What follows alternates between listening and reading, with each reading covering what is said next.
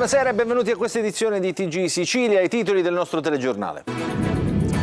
Si dimette il rettore di Messina dopo le polemiche sui rimborsi milionari. Cuzzo Crea decade anche dalla presidenza della conferenza dei rettori delle università italiane. Nessuno attacchi la magistratura nell'esercizio delle sue funzioni. Il neoprocuratore generale di Catania, Carmelo Zuccaro, interviene sul caso Apostolico. Intanto un altro giudice di Catania non ha convalidato il trattenimento nel centro di accoglienza di Pozzallo di 6 migranti tunisini. Parte la campagna vaccinale contro l'influenza stagionale, consigliata la consomministrazione con il nuovo vaccino aggiornato anti-Covid per fragili e anziani. Stop all'idea della riforma della sanità in Sicilia. Mancano i soldi per dar vita a 6 nuove aziende ospedaliere e tutto si ferma, almeno per il momento. Spazzatura ed erbacce. Si presenta così l'aria attorno a Fontana Rossa. Pessimo biglietto da visita per chi arriva a Catania in aereo. Calcio, il Catania al Massimino non riesce a vincere, solo un successo in 4 partite. Problemi anche in casa Messina, sconfitto dal Sorrento, ultimo in classifica sul neutro di Potenza.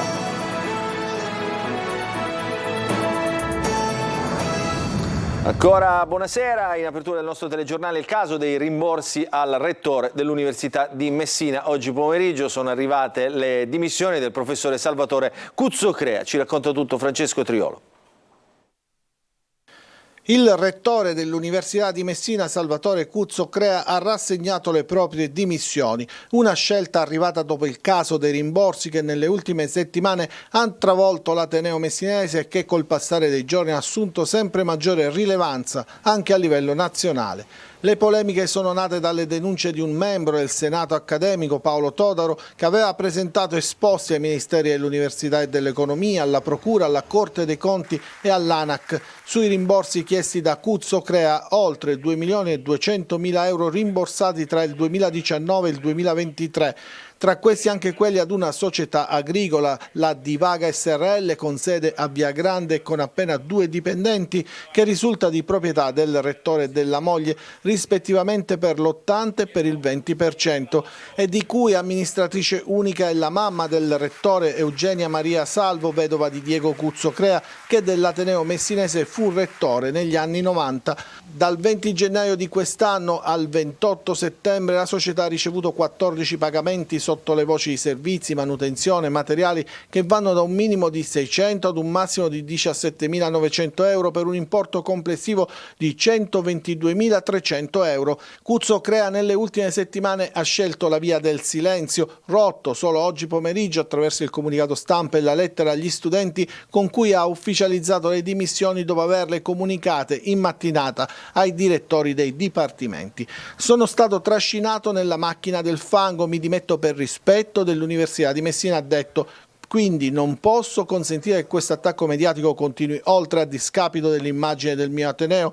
Dietro al mio operato e alle mie scelte, ha continuato, ci sono tantissime persone che in questi anni non si sono risparmiate, che hanno lavorato giorno e notte, che hanno fermamente creduto che la nostra università avesse notevoli margini di miglioramento. Non posso permettere che la campagna elettorale ruoti attorno alla mia figura. Le elezioni per il nuovo rettore infatti sono state fissate per dicembre e la campagna elettorale è partita da tempo, senza esclusione di colpi. Nessuno attacchi la magistratura nell'esercizio delle sue funzioni. Il neoprocuratore generale di Catania, Carmelo Zuccaro, torna sul caso del giudice apostolico. Intanto una nuova sentenza di un altro togato etneo sconfessa parte del decreto Cutro e dunque la polemica politica si inasprisce. Roberta Lunghi.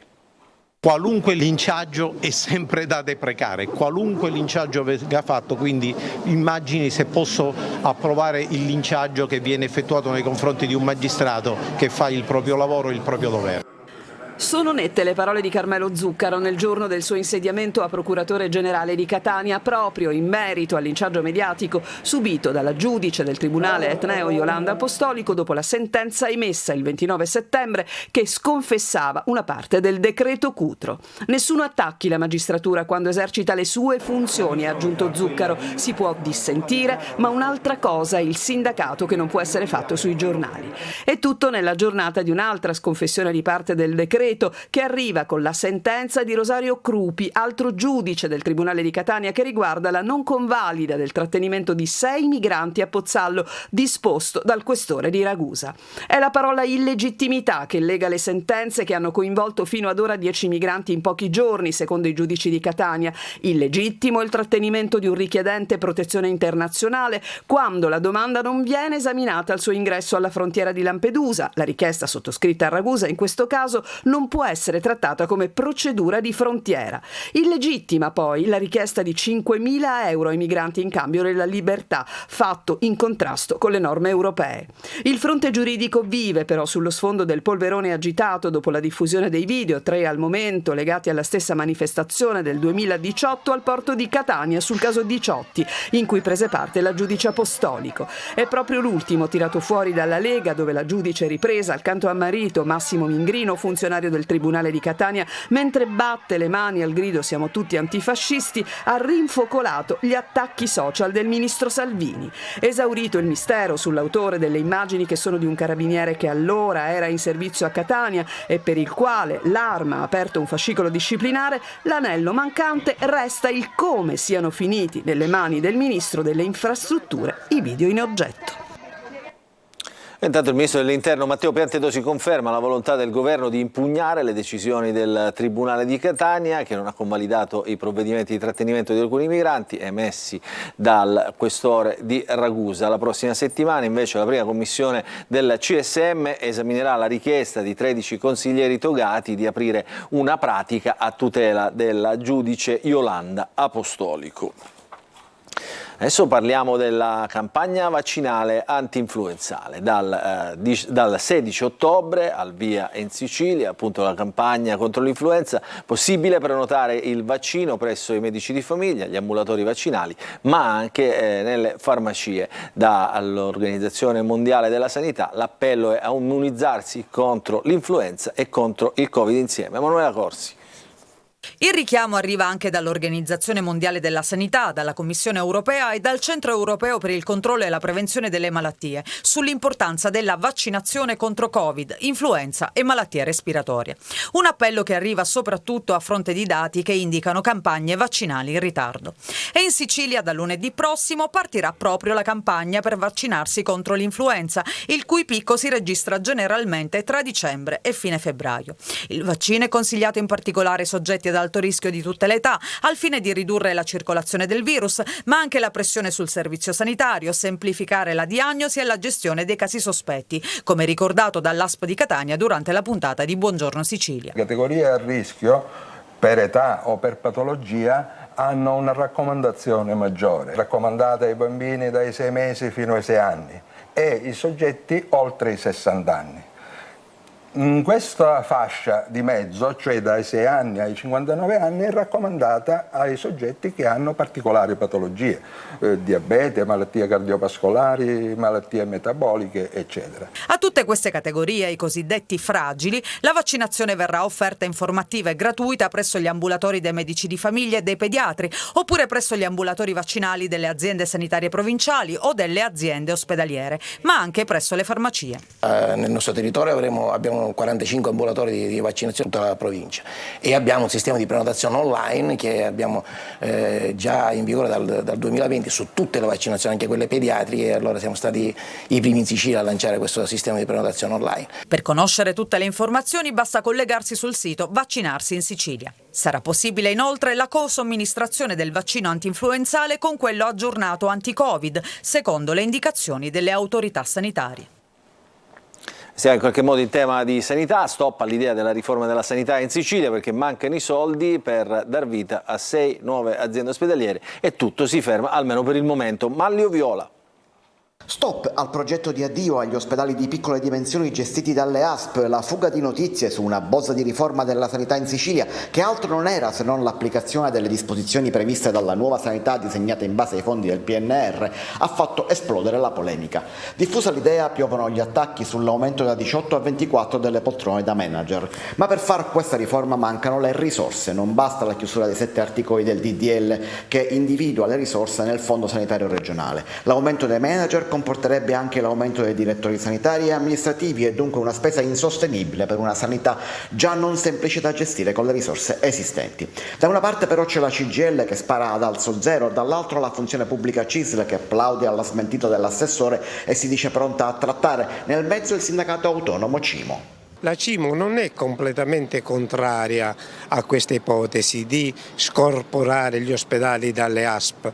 Le ASP sono aziende territoriali che devono occuparsi di territorio, solo che noi vorremmo un passaggio, un tavolo dove discutere le eventuali problematiche che si verrebbero a creare per i piccoli ospedali che non possono essere messe sotto attenta osservazione per evitare che la gente abbia dei disservizi. L'idea embrionale prevede che le aziende sanitarie resterebbero 9, una per provincia, ma si occuperebbero soltanto di assistenza territoriale, mentre gli ospedali uscirebbero dalle ASP. Nelle 3 città metropolitane verrebbero tutti accorpati ad aziende esistenti, mentre nelle 6 restanti province, Caltanissetta, Enna, Agrigento, Trapani, Ragusa e Siracusa, nascerebbero aziende ospedaliere provinciali. Ma per farlo, come detto, non ci sono i soldi necessari a pagare i manager e questo sembra mettere la parola fine all'idea, almeno per il momento. Un po' di cronaca schiaffeggia e minaccia di morte davanti ai figli e la moglie all'arrivo dei carabinieri. Anziché calmarsi, il 39enne ha continuato a dare in escandescenze, scagliandosi contro la donna, minacciandola ed insultandola. È stato arrestato per questo un uomo di San Giovanni Gemini. Invece a Piazza Armerina un altro uomo violento è stato arrestato dopo le denunce della fidanzata ripetutamente minacciata e picchiata. L'uomo era già in carcere, arrestato in flagranza di reato per lesioni personali ai danni di 3 cittadini stranieri e resistenza e oltraggio a pubblico ufficiale. Cambiamento climatico e inflazione, allarme degli addetti ai lavori per l'agricoltura siciliana. Ai nostri microfoni il presidente di Coldiretti Sicilia Ferreri, l'ho intervistato Francesco Aloi. L'estate non finisce mai, una frase che ormai è diventata un mantra. Se da un lato è tanto amata da chi vuole andare al mare, dall'altro è temuta da chi lavora nell'agricoltura. Nel comparto vitivinicolo il sud del nostro paese ha avuto quasi in alcuni casi anche il 50% di produzione in meno. Cambiamento climatico ma anche aumento dei costi delle materie prime sono 2 fattori che penalizzano il settore primario. A preoccupare il comparto anche la salita dei costi energetici. Questo ovviamente preoccupa, ma qualche intervento e spero una situazione geopolitica un po' più serena potrebbero riportare tutta una semitranquillità. Coldiretti rinnova l'appello rivolto al governo ma anche ai consumatori, preferire sempre i prodotti a chilometro zero e tutelare il Made in Italy. Oggi viviamo momenti anche abbastanza complicati perché si comincia a parlare di produzione di cibo sintetico. Devo dire che il nostro paese immediatamente ha bloccato la possibilità sia di produrlo che di commercializzarlo. Ovviamente il cibo sintetico vuol dire annullare tutte quelle che sono le nostre tradizioni e soprattutto la nostra grande storia, che non va dimenticato, che comunque si basa su una cultura prettamente agricola. Tornando sul caro prezzi, sembra un'annata di magra per le olive. Quantità ridotte e ritardo nella raccolta, causati dalla siccità degli ultimi mesi. Significa che l'olio potrebbe costare di più. È una catena che si ripercuote sui consumatori, ci dicono i produttori. A Messina si prospetta un mese difficile per la mobilità. Da oggi partono infatti i lavori di bitumazione in tutta la città e sempre da oggi è stata istituita l'isola pedonale permanente sul viale San Martino. Il servizio. Un mese almeno di grandi disagi per gli automobilisti messinesi e per chi arriverà in città. Da oggi scatta a Messina il piano straordinario di rifacimento delle principali strade cittadine con inevitabili ripercussioni sul traffico. Si parte stasera da qui sul viale Boccetta, una delle arterie più importanti. Per questo i lavori verranno effettuati sempre in notturna, poi il restyling interesserà il Viale della Libertà, la Via La Farina, la Via Adolfo Celi, tutte strade ad alta intensità di traffico. In altre strade il rifacimento dell'asfalto è partito qualche settimana fa, interessata soprattutto la Via Cesare Battisti. In un tratto tra l'Università e il Tribunale sino alla Via Garibaldi il manto è tutto nuovo con tanto di segnaletica e cordoli, in quello sino al Via Europa deve essere completato. Ma in città la rivoluzione viaria comporta anche un altro aspetto. Da oggi infatti entra in vigore l'isola pedonale permanente sul viale San Martino. No, assolutamente, anzi per me, io non abito qua, sono sempre di Messina, però vivo fuori. Per me è una cosa giusta, perché alla fine la gente così può camminare a piedi, c'è un sacco di negozi, alla fine che serve? Ci sono tante vie sopra per parcheggiare, la gente si fa 2 passi a piedi. Io sì, un secondo per spiegare 2 cose lo trovi un attimino. Perché le strade stanno diventando sono intrafficabili. Voglio dire, scusate, sono impraticabili, è impossibile. Col motorino siamo venuti. Una scelta sulla quale l'amministrazione aveva fatto un passo indietro dopo le richieste dei commercianti, ma che adesso a conti fatti intende intraprendere in maniera decisa, intanto sino al 7 gennaio, ma l'orientamento è quello di estenderla.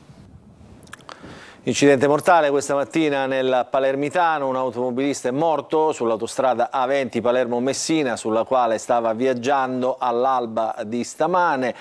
L'autostrada è stata sbarrata all'improvviso da un grande pino che ostruiva l'intera carreggiata tra gli svincoli di Campofelice di Roccella e Cefalù. La vittima si chiama Francesco Maniaci, di 43 anni, medico legale a contratto che lavorava all'Inps di Trapani, era partito alle 5 del mattino da Sant'Agata di Militello, proprio in provincia di Messina. E vi diamo conto anche di un altro incidente mortale. Si sarebbe schiantato con la propria moto ieri sera in prossimità di un pilone dell'ingresso dell'autostrada A18 Messina a Catania, a Pozzallo nel Ragusano, e il suo corpo privo di vita è stato trovato solo questo pomeriggio intorno alle 17 da un passante che ne ha dato l'allarme. La vittima è Fabio Vita, di 35 anni, di Solarino. L'uomo era uscito per una gita fuori porta, la moglie, non vedendolo rientrare, aveva lanciato un appello sui social e poi aveva presentato una denuncia ai carabinieri. E proprio i carabinieri adesso stanno indagando per capire se si sia trattato di un incidente autonomo o di uno schianto in cui potrebbe aver avuto un ruolo anche un pirata della strada. Scene di ordinario degrado, cartoline poco edificanti da via San Giuseppe l'Arena, dove la strada che collega il centro di Catania con l'aeroporto è praticamente una discarica a cielo aperto, un pessimo biglietto da visita per chi arriva in città. Ce ne parla Tonino De Mana. Non si può più dormire neanche sotto i ponti, perché a Catania, che sia in centro o in periferia, ogni posto è buono per gettare la spazzatura. Incivili e pendolari dei rifiuti colpiscono senza pietà, trasformando le strade in discariche a cielo aperto e rappresentando una costante minaccia per l'ambiente e per il decoro. Uno degli esempi arriva da via San Giuseppe l'Arena, strada che collega la città all'aeroporto, che, a giudicare dalle numerose segnalazioni al nostro numero di WhatsApp 342 7455 005, presenta più di una criticità legata alla sicurezza e al controllo del territorio. Il degrado è sotto gli occhi di tutti ed è un pessimo biglietto da visita per i tanti turisti in transito da e per Catania. Chi segnala lo scempio è quasi sfiduciato, eppure alla vista della telecamera ci viene incontro il suo e l'estremo tentativo per cercare di restituire dignità al quartiere. Passano delle persone, vedono tante cose qua, spazzature che buttano e nessuno, io dalle volte gli dico alle persone: guardi che qua non è un posto dove si butta, mi rispondono parole brutte, cose, tanto vale che uno mi faccia i fatti miei, perché cercano di alzarmi anche le mani. Sacchetto selvaggio colpisce in tutto il perimetro dell'aeroporto, ma oltre all'inciviltà balza all'occhio il senso di abbandono, con la vegetazione incolta che invade la sede stradale e diventa una costante minaccia per gli automobilisti. A microfoni spenti, l'autista di un bus turistico che ha voluto mantenere l'anonimato e per questo rispettiamo la sua volontà di non mostrare neanche il mezzo, ha più volte presentato degli esposti, ma che non è stato mai ascoltato o preso in considerazione. Di fatto la strada è un enorme cespuglio. Le immagini parlano chiaro, ci fermiamo per una piccola pausa, poi un'ampia pagina di calcio.